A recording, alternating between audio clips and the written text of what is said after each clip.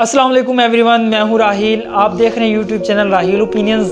आज की वीडियो शुरू करने से पहले अगर अभी तक आपने मेरे चैनल को सब्सक्राइब नहीं किया तो मेरे चैनल को सब्सक्राइब करें, बेल के आइकन को ज़रूर प्रेस करें और कमेंट करके मुझे बताएं कि मेरी वीडियोस आपको कैसी लगती हैं। So let's start this video.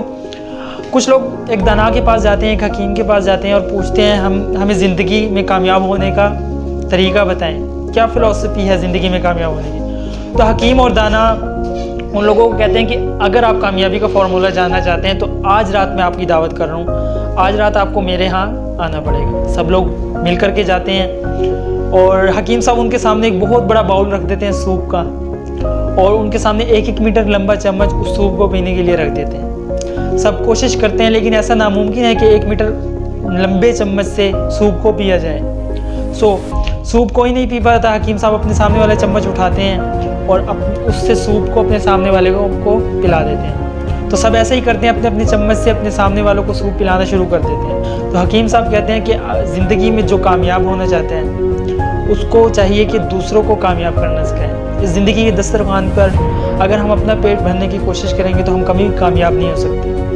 हम हमेशा भूखे ही रहेंगे। और अगर इस ज़िंदगी के दस्तरखान पर हम दूसरों की भूख की फ़िक्र करेंगे, दूसरों को खिलाने की फ़िक्र करेंगे तो हम खुद भूखे कभी नहीं रह सकते।